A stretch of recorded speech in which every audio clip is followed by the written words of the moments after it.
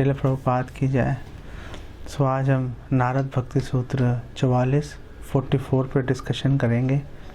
वो इस प्रकार है काम क्रोध मोह स्मृति भ्रंश बुद्धिनाश सर्वनाश कारणत्वात्।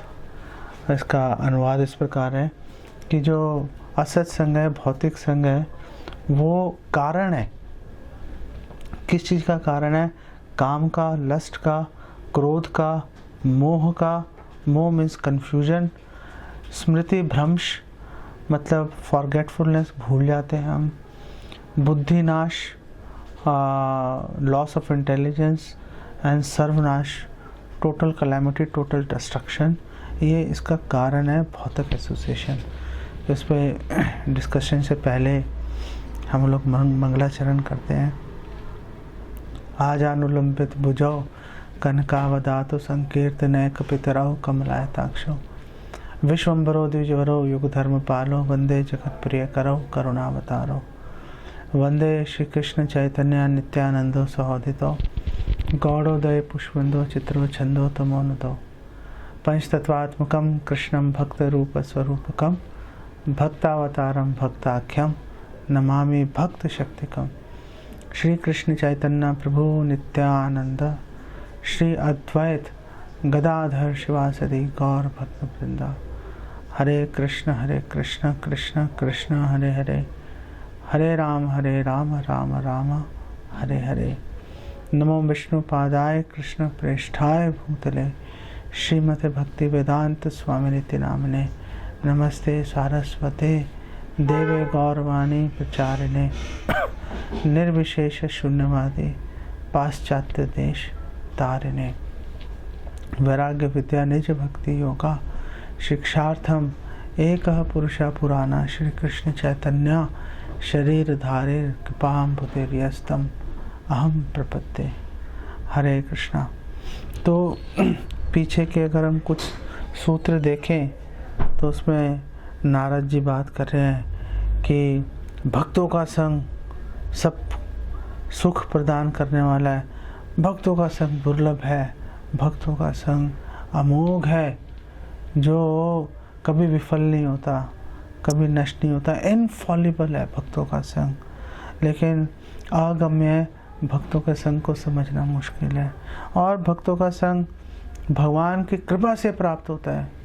और फिर उन्होंने बोला 41 सूत्र में कि तदैव साध्यताम कि भक्तों के संग को प्राप्त करने के लिए प्रयास करो, भक्तों के संग को प्राप्त करने के लिए प्रयास करो।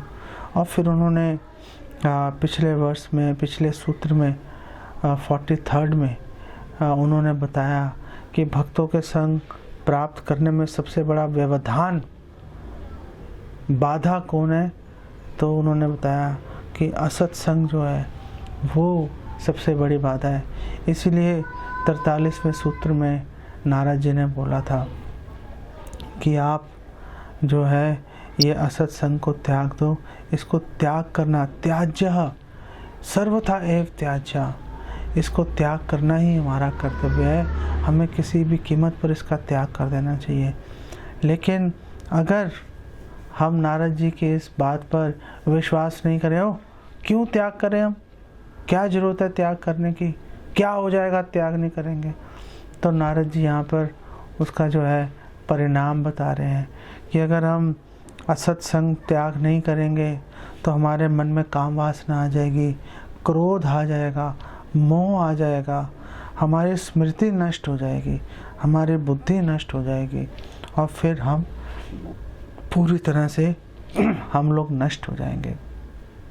ये जो रीज़न है, ये जो कारण है, हम लोग सोच सकते हैं कि अरे ये जो नारद जी तो डरा रहे हैं, नारद जी कह रहे हैं सर्वनाश हो जाएगा। अभी इस डराने वाली बात पे आता हूँ। पहले आपको ये बता दूँ कि नारद जी अकेले ढोल नहीं पीट रहे इस बारे में। भागवतम में इसके विषय में चर्चा है कि भौतिक संग से सर्वनाश हो जाता है। अभी उसके ऊपर भी आपको वो कोटेशन शेयर करूँगा। पहले भगवत गीता से शुरुआत करते हैं। भगवान कृष्ण भगवत गीता की बिल्कुल शुरुआत में सेकंड चैप्टर में भगवान 62 और 63 वर्ष में भगवान कृष्ण बात करते हैं भौतिक संघ के बारे में, और वो बोलते हैं भौतिक संघ जो है वो शुरू होता है उसके बारे में ध्यान लगाने से। अगर हम ध्यान लगाना शुरू कर देंगे भौतिक वस्तुओं पर तो बस समझ लो हमारा बंटाधार हो गया। और भगवान कृष्ण कह रहे हैं ध्याय तो विषयान पुंसा संगतेषु उपजायते। जैसे ही हमने भौतिक एसोसिएशन शुरू की उससे अटैचमेंट हो जाएगी चीज़ों से, हमारी भौतिक वस्तुओं से अटैचमेंट हो जाएगी। भक्ति विनोद ठाकुर बोलते हैं क्या श्री भक्तालोक में कि जो अटैचमेंट है ये बेसिकली दो तरह की होती है अटैचमेंट। एक अटैचमेंट होती है संपत्ति के साथ, आपका जैसे पति है, पत्नी है, बच्चे हैं, घर है, गाड़ी है, बैंक बैलेंस है। एक तो ये जो संपत्ति है, आपका शरीर है, एक तो इनसे इंटेलिजेंस, इससे आपका जो अटैचमेंट हो गई, आसक्ति हो गई। और दूसरी वो कह रहे हैं कि जो आसक्ति होती है वो अपने विचारों से होती है, अपने आइडियाज़ के साथ में होती है। और भक्ति विनोद ठाकुर आगे बोल रहे हैं कि जो विचारों के साथ आसक्ति होती है ये आगे दो प्रकार की होती है। एक होती है प्राचीन, वो पीछे से चली आ रही है, इस जन्म से पहले हमारे जो करोड़ों अनगिनत असंख्य अनादि जन्म हमारे हो चुके हैं, उनके अंदर उन जन्मों से जो एक हमारे विचार हमारे चले आ रहे हैं, जिसको प्रीजुडाइसिस, पूर्वाग्रह का उन्होंने नाम दिया। बलदेव विद्याभूषण भगवद गीता की कमेंट्री में इस पे बात करते हैं। वो कह रहे हैं कि ये जो पूर्व जन्मों से जो हमारे विचार हम कैरी करते हैं, हम अपने साथ सूक्ष्म शरीर में मन बुद्धि अहंकार में लेके चलते हैं, उन्होंने उसको नाम दिया था पास्ट इम्प्रेशंस, संस्कारों का नाम दिया उन्होंने बोला ये जो संस्कार है, ये संस्कार हमारी नेचर बन जाते हैं। भक्ति विनोद ठाकुर यही कह रहे हैं कि जो जीव है उसके मोस्टली उसके जो कार्य हैं वो इन संस्कारों से, इन पास्ट इम्प्रेशन से, इन प्रीजुडाइसिस से, इन पूर्वाग्रहों से प्रेरित होते हैं। इन पूर्वाग्रहों से प्रेरित होकर ही जो है व्यक्ति एक प्रेडिक्टेबल वे में, आप पहले सोच सकते हो कि ये व्यक्ति कैसे व्यवहार करेगा।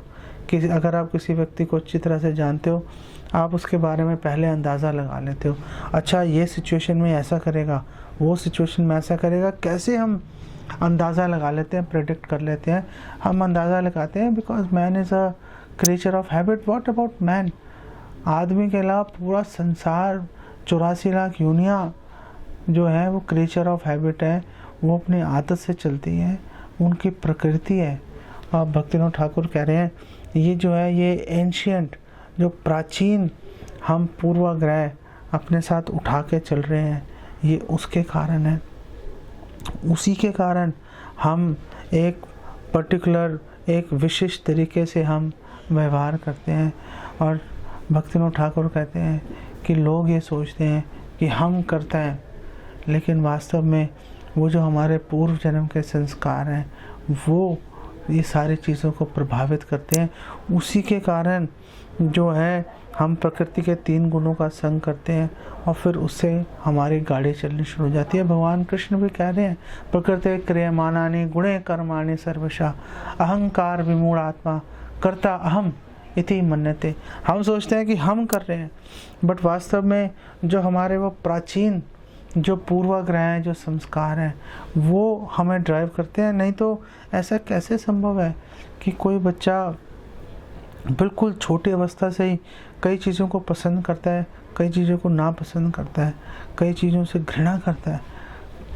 एक पर्टिकुलर उसका एक विशिष्ट व्यवहार होता है। कहाँ से आया? कोई फॉर्मल ट्रेनिंग तो मिली नहीं थी। वो उसका आंसर ये जो पीछे के हमारे संस्कार हैं वही हैं। तो एक उन्होंने बोला कि ये जो प्राचीन प्रीजुडाइसिस, पूर्वाग्रह, संस्कार हम कैरी करते हैं, और दूसरा उन्होंने बोला जो मॉडर्न, जो आधुनिक इस जन्म के जो हम पूर्वाग्रह अपने मन में बना लेते हैं। हम जिन व्यक्तियों का, जिन वस्तुओं का हम संग करते हैं, उससे हमारे मन में एक विशेष तरह के विचार आने शुरू हो जाते हैं। फिर हम उन विचारों से आसक्त हो जाते हैं और हम अपना पूरा जीवन उनसे प्रेरित होकर चलाना शुरू करते हैं। तो भगवान कृष्ण यहाँ कह रहे हैं, ध्यायते विषयान पुंसा संगतेषु उपजायते। अटैचमेंट हमारा उनसे पैदा होता है। संगात संजायते कामा, कामात क्रोधो विजायते। और जो जब हमारे मन में काम वासना जागृत हो जाती है, डिज़ायर जागृत हो जाती है, जो कि हमारा सबसे बड़ा दुश्मन है। कामेश क्रोधेश रजोगुण समुद्भवा। कि ये जो महाशनो महापापमा विधियनम इह वैरिणम, ये जो काम है और क्रोध है, सबसे बड़े दुश्मन है हमारे। लेकिन हम अगर सबसे ज़्यादा चेरिश करते हैं, अगर हम सबसे ज़्यादा अगर किसी चीज़ से अटैच्ड हैं, तो वो हमारे ये काम और क्रोध ही हैं। तो जब मन में डिज़ायर आ जाती है, तो डिज़ायर से, जब वो डिज़ायर से, वो काम वासना से हमारे मन में कामात क्रोधो भी जाए थे, उससे क्रोध उत्पन्न हो जाता है। तो भक्तिविनोद ठाकुर श्री भक्तालोक में वो बात कर रहे हैं कि कैसे होता है। वो बोलते हैं कि जो डिज़ायर है, वो डिज़ायर से क्रोध कैसे उत्पन्न होता है। तो बोल रहा है, देखो 2 सिचुएशंस हैं, बिल्कुल ग्राफिकली एक्सप्लेन कर रहे हैं, विस्तृत तौर पे बोल रहे हैं। देखो 2 सिचुएशन है। एक सिचुएशन है कि हमने डिज़ायर की किसी सेंस ऑब्जेक्ट की, और वो हमें सेंस ऑब्जेक्ट प्राप्त नहीं हुआ।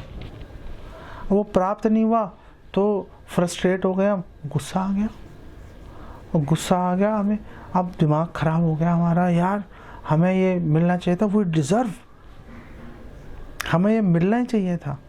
और जब हम बात कर रहे हैं ऑब्जेक्ट्स की, तो जो ऑब्जेक्ट्स हैं उसके अंदर पूजा लाभ प्रतिष्ठा भी इसी के अंदर शामिल होती है।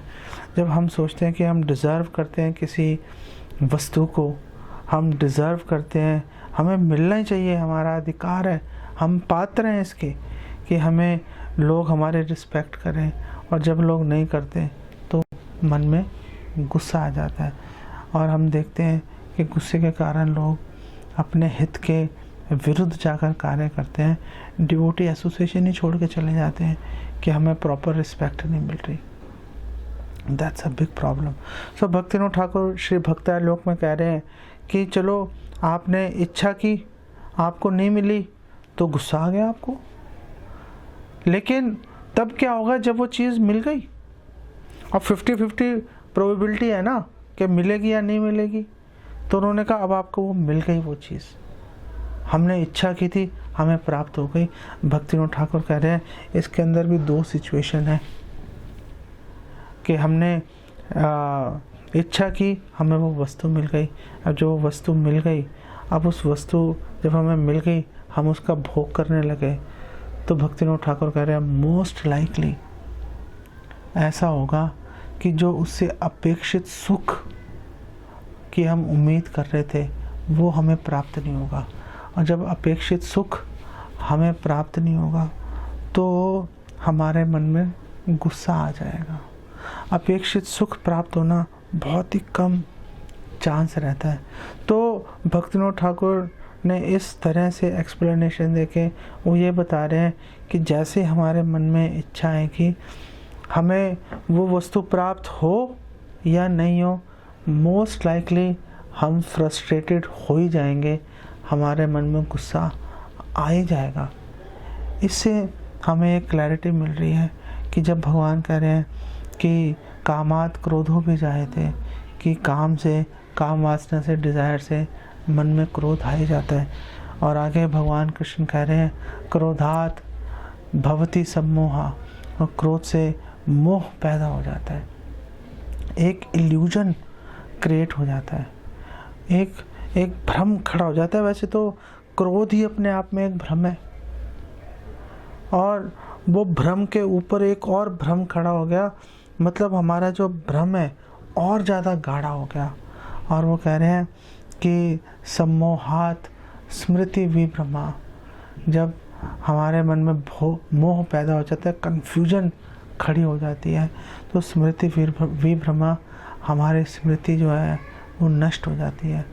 स्मृति नष्ट होने का मतलब ये है कि हम जब अपने आसपास भौतिक जगत में जब हम लोगों से डील करते हैं और जब हम भक्तों के संग में भक्तों से डील करते हैं, तो जब हमें गुस्सा आ जाता है, उससे मोह पैदा हो जाता है, तो हमारी जो स्मृति है वो नष्ट हो जाती है। स्मृति नष्ट होने का मतलब ये है कि हम ये भूल जाते हैं कि इन भक्तों ने हमारी कितनी मदद कर रखी है। हम ये भूल जाते हैं, हमें भूल जाते हैं भौतिक जगत के अंदर भी कि इन लोगों ने हमारी कितनी मदद कर रखी है। हमारा इनसे 20 साल 50 साल का संबंध है। हमने कितने अच्छे बुरे समय जो है हमने साथ मिलकर बिताए हैं, वो हम भूल जाते हैं। श्रील प्रभुपाद बोल रहे हैं कि ये जो स्मृति विभ्रम है, स्मृति भ्रंशात बुद्धि नाशो। भगवान कृष्ण कह रहे हैं जो स्मृति विभ्रम होता है, स्मृति भ्रष्ट होती है, उससे हमारी बुद्धि नाश हो जाती है। बुद्धि नाशात प्रणश्यति, और जब बुद्धि का नाश हो जाता है तो टोटल डिस्ट्रक्शन, पूरा विनाश की ओर चले जाते हैं, ख़त्म हो जाते हैं।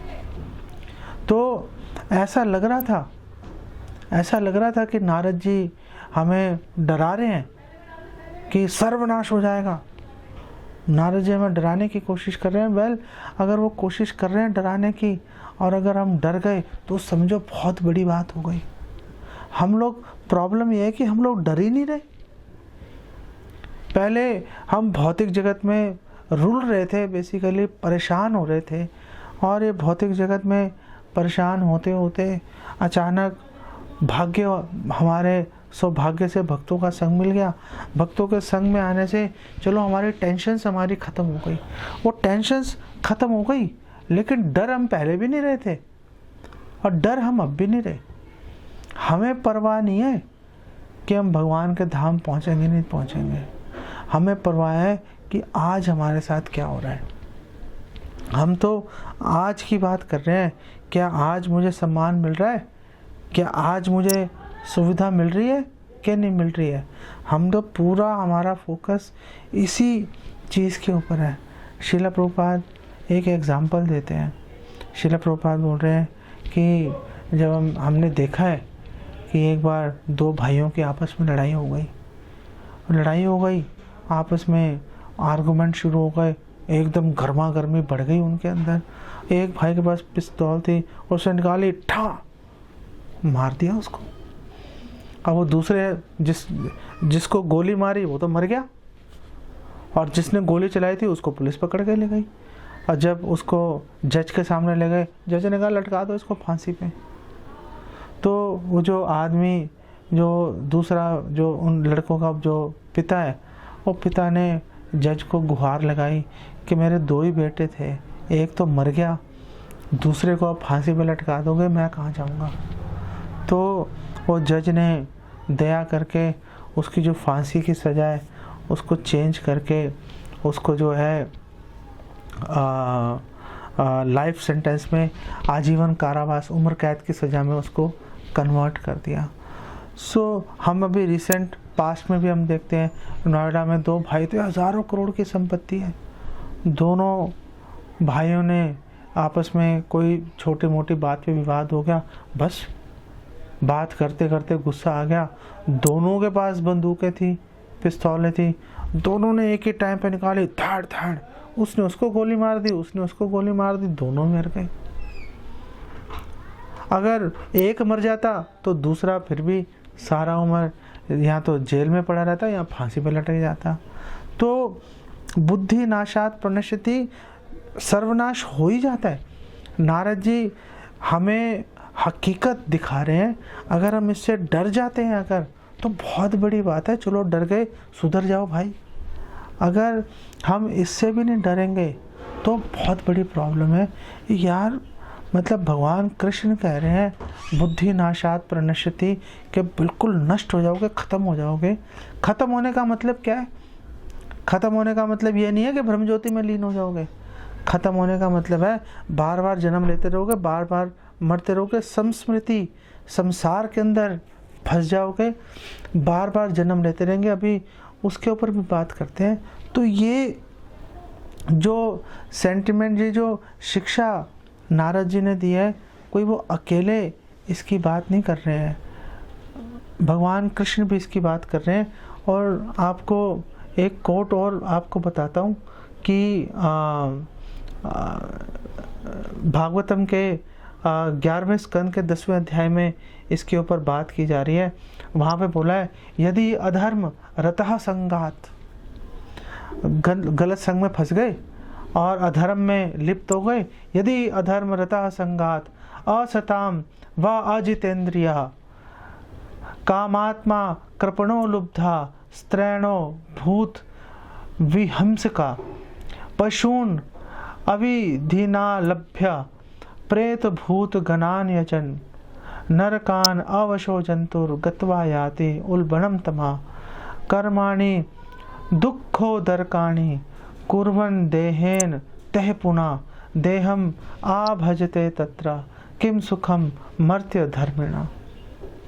यहाँ पे बता रहे हैं कि अगर कोई व्यक्ति पापपूर्ण कार्य में लिप्त होता है, अधर्म के अंदर लिप्त होता है, कैसे लिप्त होता है?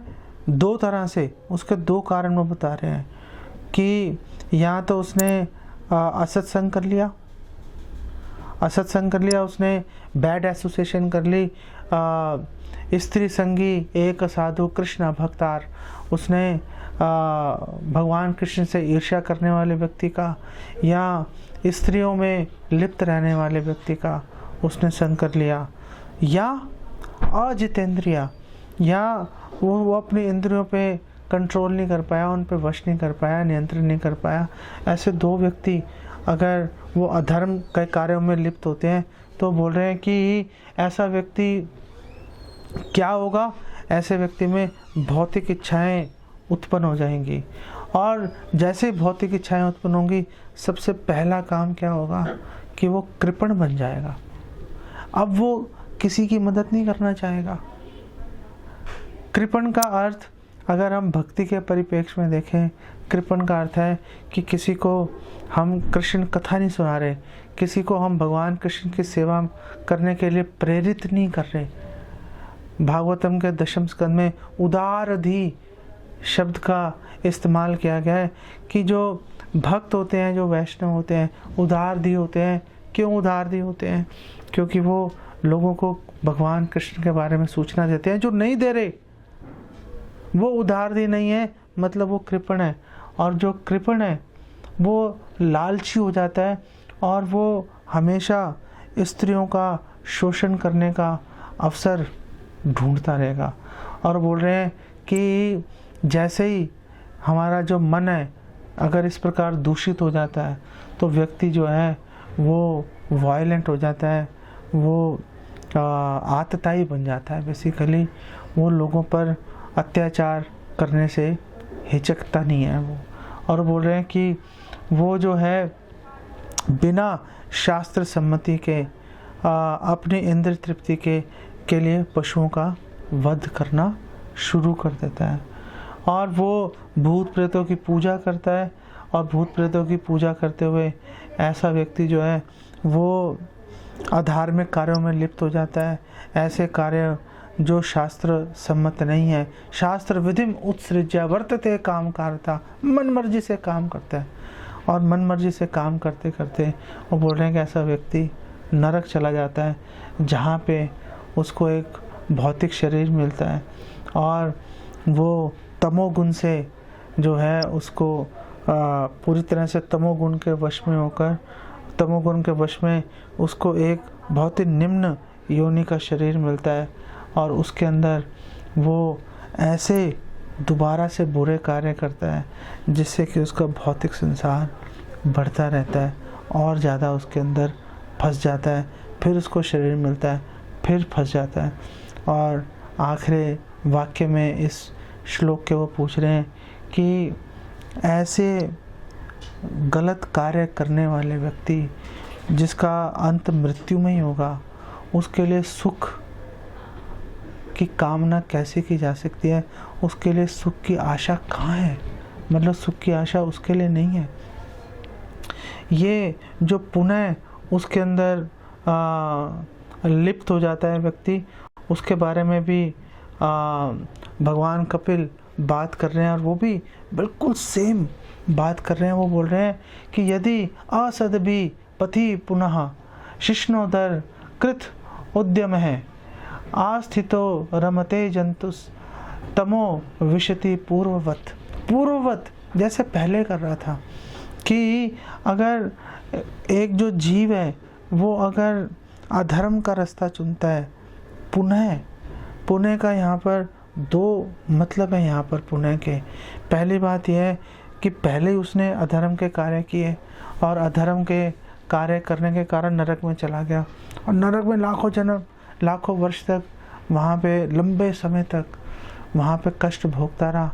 फिर निम्न योनियों में जन्म लेके धीरे धीरे धीरे धीरे धीरे धीरे ऊपर उठता रहा और मनुष्य जन्म उसको प्राप्त हो गया। अब मनुष्य जन्म प्राप्त होके वापस वही अधर्म करना शुरू कर दिया, जिसके कारण पहले वहाँ पे गया था। तो जिसके कारण पहले वहाँ गया था और बड़ी मुश्किल से वहाँ पहुँचा था, वहाँ से कहीं और जा सकता था, लेकिन उसने दोबारा से अधर्म का कार्य करना शुरू कर दिया। पुनः अधर्म, पुनः शब्द की दूसरी परिभाषा अगर हम भक्तों के परिप्रेक्ष्य में देखें तो पहले से ही सारे लोग अधर्म में लिप्त हैं, लेकिन भक्तों का संग मिल गया, चलो अधर्म करने से छुटकारा मिल गया, भक्तों के संग में भगवान की भक्ति में जुड़ गया वो। लेकिन क्योंकि असत्संग कर रहा था, क्योंकि अपने मन का, अपने परिजनों का, ये बैड एसोसिएशन है, इनका संग करने के कारण दोबारा से अधर्म के कार्यों में लिप्त हो गया। और भगवान कपिल कह रहे हैं कि वो अधर्म के कार्यों में लिप्त होता है शिष्णोदर व्यक्तियों के, शिष्णोदर परायण जो होते हैं, जो 24 घंटे सेक्स एंजॉयमेंट और अपना जो पेट भरने के लिए जो सारा प्रयास करते रहते हैं, ऐसे लोगों से प्रभावित होकर जो अधार्मिक कार्यों में लगा रहता है, वो वापस जिस नरक से आया था वापस उसी नरक में वो चला जाता है। टोटल डिस्ट्रक्शन, सर्वनाश। तो ऐसा नहीं है कि नारद जी ने कुछ अपना बिल्कुल अलग से एक कोई कॉन्सेप्ट लेके आ गए और प्रेजेंट कर रहे हैं। भगवान कृष्ण इसकी बात कर रहे हैं, भगवान कपिल इसकी बात कर रहे हैं। आखिर सब लोग एक ही बात कैसे बोल सकते हैं? क्यों वो बोल रहे हैं? क्योंकि उन्होंने ऐसा होता हुआ देखा है, सामने से वो देख रहे हैं ऐसे होते हुए, इसलिए बड़ी दया करके, बड़े करुण हृदय से वो इन बातों को हमारे फायदे के लिए बोल रहे हैं। और आगे भगवान कपिल कह रहे हैं कि अधार्मिक कार्यों में लिप्त होने से वो लोग सत्य, क्षमा, शौच, दया, ग्रेविटी, गंभीरता, बुद्धि, लज्जा, तपस्या, यश, क्षमा और मन पर नियंत्रण और इंद्रियों पर नियंत्रण, संयम जो है, वो ये सारी चीज़ें और इनको प्राप्त करने के अवसर, ये चीज़ें तो छोटी छोटी, इनको प्राप्त करने के अवसर भी उसके हाथ से निकल जाते हैं। श्रील प्रभुपाद एक बहुत सिंपल उदाहरण लेके आते हैं। श्रील प्रभुपाद बोलते हैं, देखो 3 तरह के लोग हैं।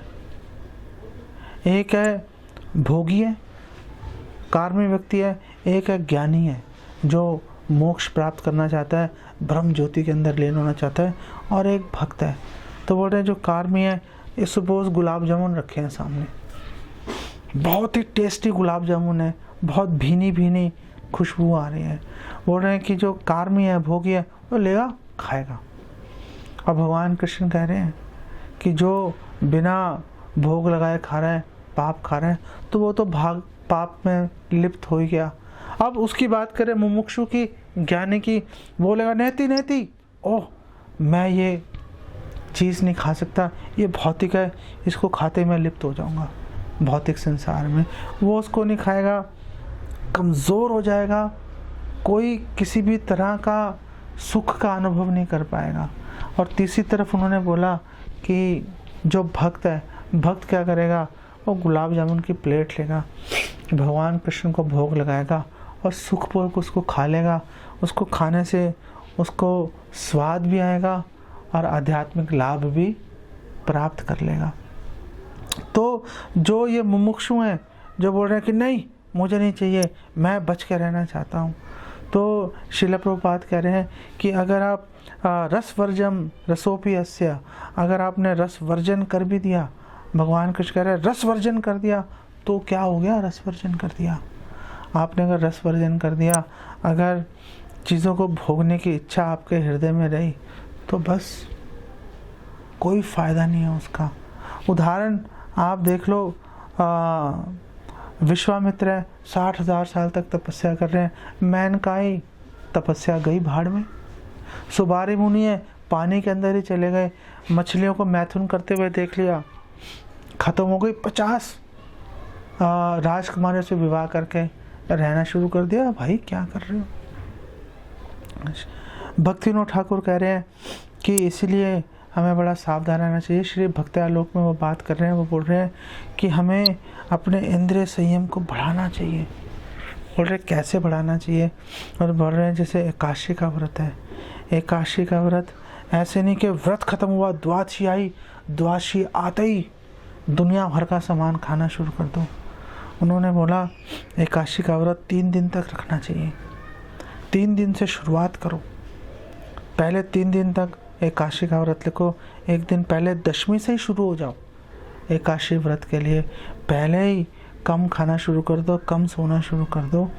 दशमी की रात को ही बिना सोए भगवान का भजन करो और भक्तों के साथ मिलके भगवान के बारे में चर्चा करो और कम भोजन करो, और एकादशी को पूरी तरह से उपवास करो, और द्वादशी को भी थोड़ा सा अन्न लेकर व्रत का पालन कर लो। ऐसा नहीं कि टूट ही पड़ो खाने के ऊपर, ओह मैंने एकादशी व्रत रखी थी, कहाँ है खाना। अरे भाई, अब भक्तिविनोद ठाकुर कह रहे हैं कि ये बिल्कुल गलत है।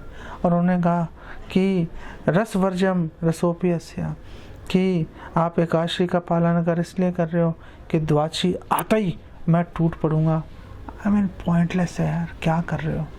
तो उन्होंने सुझाव दिया कि पहले 3 दिन तक एकादशी का व्रत करो और फिर इसको 1 महीने तक इसको एक्सटेंड कर दो। 1 महीने तक बहुत ही सादगी से रहना शुरू करो। जब इसके लिए अभ्यास हो जाए तो अगला चरण वो कह रहे हैं कि चातुर्मास से जो है उसका पालन शुरू कर दो। जब चातुर्मास का पालन शुरू कर दोगे, 4 महीने तक अगर आप अपनी इंद्रियों को वश में करके चलोगे, तो फिर धीरे धीरे आपको अभ्यास हो ही जाएगा। तो आप भगवत कृपा से, भक्तों के संग के कृपा से आप अपनी इंद्रियों पर संयम प्राप्त कर ही लोगे, तो आप इससे बच जाओगे।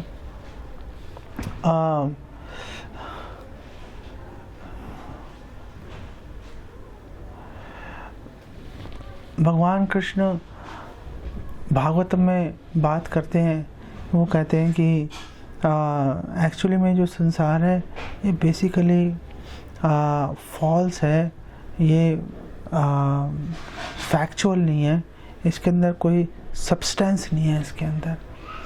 तो वो ये प्रश्न खड़ा कर देते हैं कि भगवान तो टेम्परेरी के सेंस में बोल रहे हैं, लेकिन अगर कोई बोले कि अगर फैक्चुअल नहीं है तो फिर लोग सुख और दुख का अनुभव क्यों कर रहे हैं। अविद्यमान है भी, कि अगर विद्यमान नहीं है तो सुख दुख का अनुभव क्यों कर रहे हैं।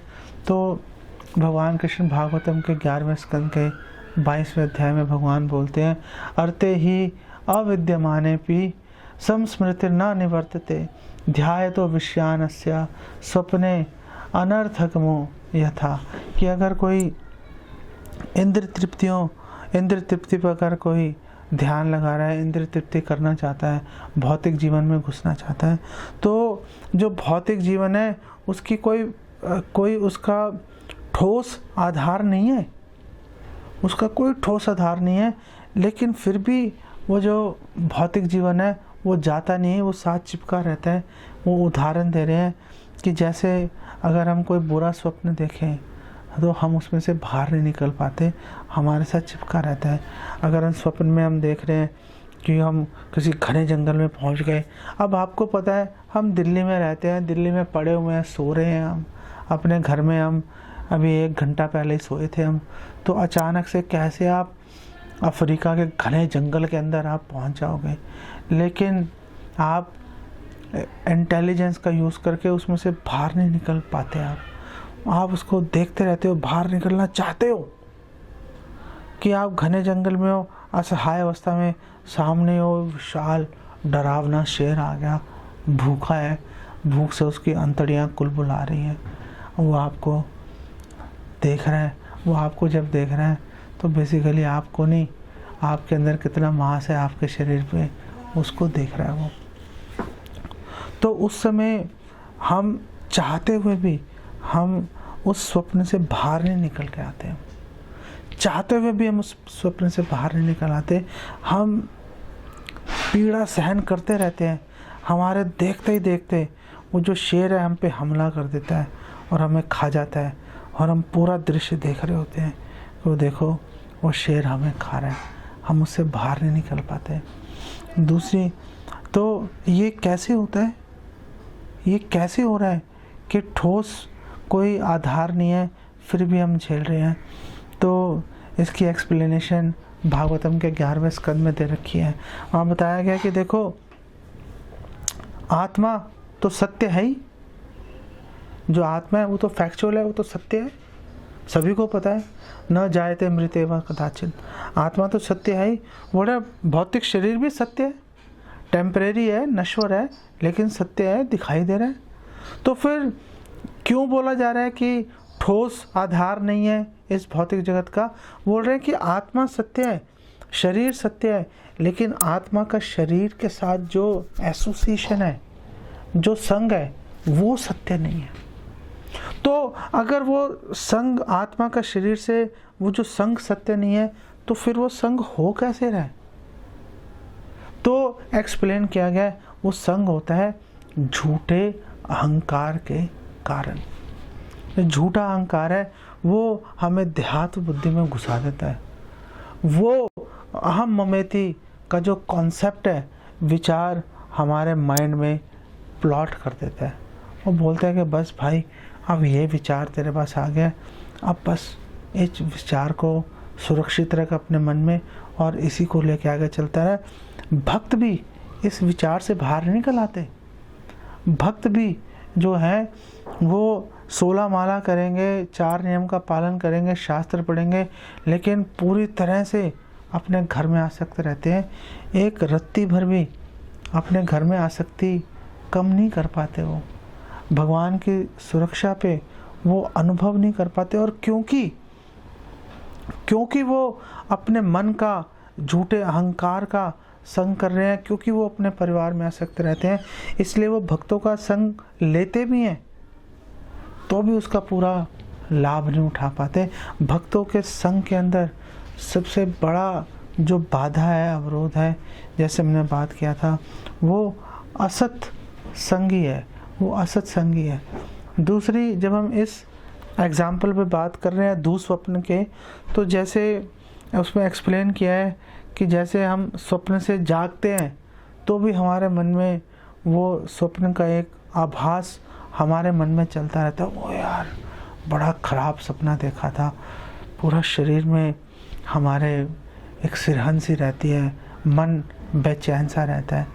तो जिस प्रकार जागने पर भी वो स्वप्न के अवशेष हमारे मन में रहते हैं, उसी प्रकार भक्तों के संग में आने पर भी, भक्ति में जुड़ने पर भी, जो हमारी पुरानी पापपूर्ण जीवन है उसके अवशेष कुछ ना कुछ भक्त के जीवन में रहते हैं, और वो निष्ठापूर्वक भगवान का भजन करने से, भक्तों का संग करने से ही जाते हैं। प्रभुपाद उदाहरण देते थे कि एक पंखा चल रहा है, आपने ऐसा नहीं कि स्विच बंद करते ही उसके जो पर हैं पंखे के घूमना रुक जाएंगे, वो घूमते रहेंगे थोड़ी देर, धीरे धीरे धीरे धीरे धीरे धीरे उनके जो पर हैं घूमना बंद कर देंगे। तो जैसे हम भक्ति में जुड़ते हैं तो हमारा भौतिक जीवन का स्विच ऑफ तो कर दिया, लेकिन जो पुरानी हमारी टेंडेंसीज है, जो पूर्वाग्रह हैं, वो तो अभी घूमते रहते हैं, और उसके कारण हम भक्तों के संग में आकर भी उसका पूरा लाभ नहीं ले पाते। तो सवाल ये है कि कितनी देर तक हम इन परों को घूमता रहने देंगे, कितनी देर तक हम भक्तों के संग में आकर भी हम वो लाभ हम उसका उठा नहीं पाएंगे, हम उस लाभ से हम वंचित रहेंगे। ये तो बेसिकली हमारे पर ही निर्भर करता है। भगवान कृष्ण भगवद गीता में 11:28-15 में भी कह रहे हैं कि जब हमने ये जो जितने भी अहंकार, शोक, लोभ, मोह, मद मत्सर्य, ये सारे जितनी भी वस्तुएं हैं, ये आत्मा के गुण नहीं है, ये आत्मा से जन्म नहीं ले रहे। ये कहाँ से जन्म ले रहे हैं? ये झूठे अहंकार से जन्म ले रहे हैं। और यहाँ पर श्रील प्रभुपाद बहुत विस्तार से इसके प्रपोर्ट में 11:28-15 इसके प्रपोर्ट में बहुत विस्तार से श्रील प्रभुपाद एक्सप्लेन कर रहे हैं कि झूठे अहंकार से कैसे हम लोग परेशान रहते हैं, जीवात्मा को कैसे ये झूठा अहंकार परेशान करता है। और श्रील प्रभुपाद कह रहे हैं इस झूठे अहंकार के कारण ही जो व्यक्ति है और राग और द्वेष, इन दो चीज़ों के अंदर फंस जाता है। ये झूठा अहंकार ही है कि हमें कुछ वस्तुओं से, कुछ व्यक्तियों से हमें राग उत्पन्न कर देगा, आसक्ति उत्पन्न कर देगा, और कुछ लोगों और वस्तुओं के प्रति घृणा, द्वेष उत्पन्न कर देगा। ये झूठे अहंकार से जनित है।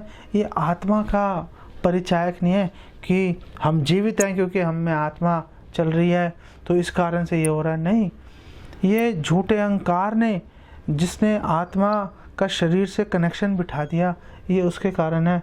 और श्रील प्रभुपाद बोल रहे हैं कि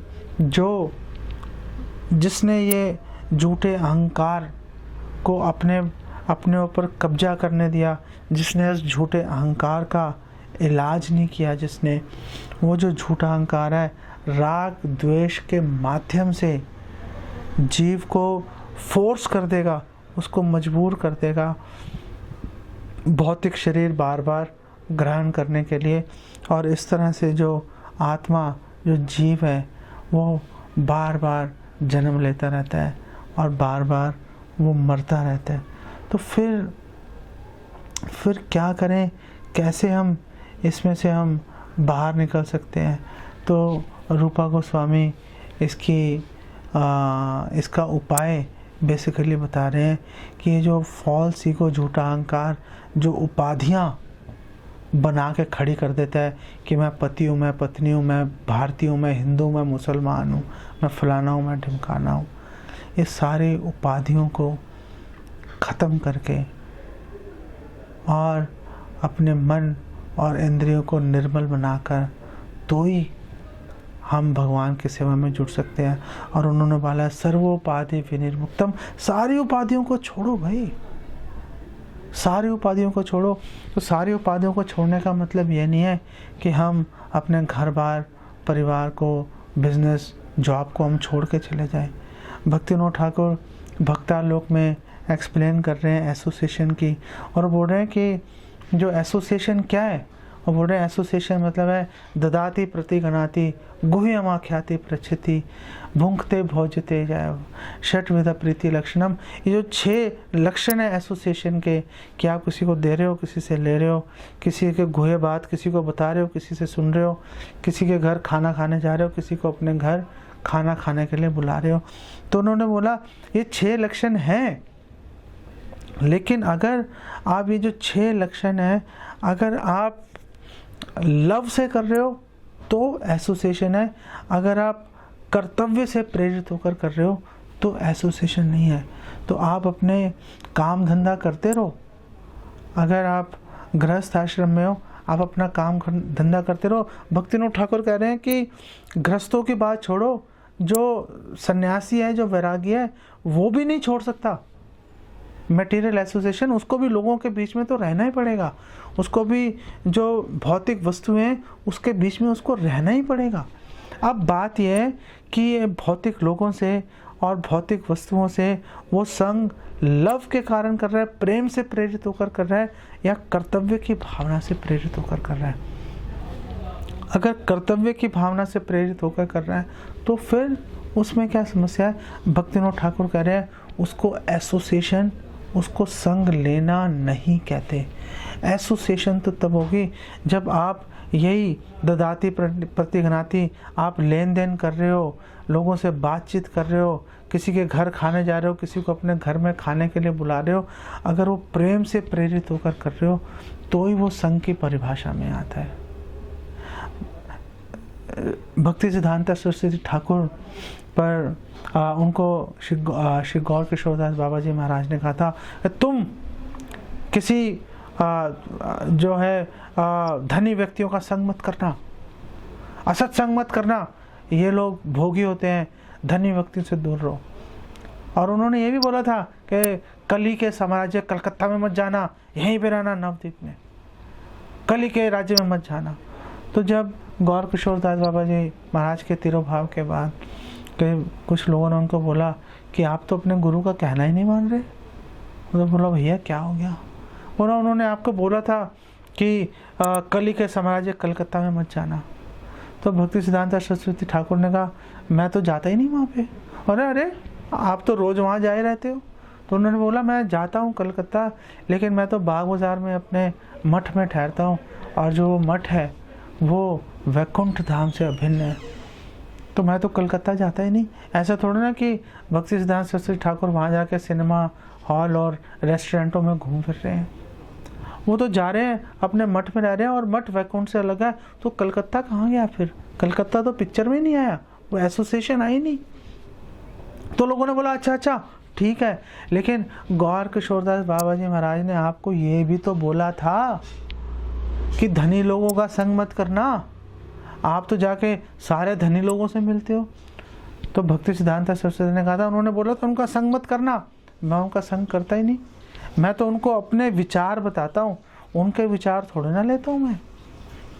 मेरे को उन लोगों से कोई लेना देना नहीं है, मैं उनके विचारों से प्रभावित नहीं होता, मैं तो उनको अपने विचारों से प्रभावित करता हूँ, उनको भक्ति में जोड़ने का मैं प्रयास करता हूँ।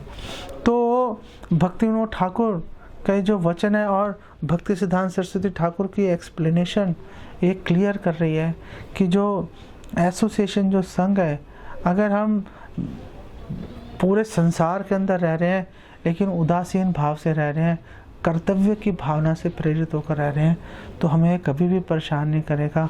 लेकिन जैसे हमारे इसमें प्रेम आ गया, आसक्ति आ गई, बस काम खत्म हो जाएगा। इसीलिए रूपा गोस्वामी कह रहे हैं सर्वोपाधि विनिर्मुक्तम, सारी उपाधियों को छोड़ दो भाई, तत्परत्वेन निर्मलम, अपने मन इंद्रियों को निर्मल कर लो, शुद्ध बना लो। ऋषिकेश, इस निर्मल इंद्रियों और मन से आप इंद्रियों के स्वामी ऋषिकेश कृष्ण की सेवा में नियुक्त हो जाओ।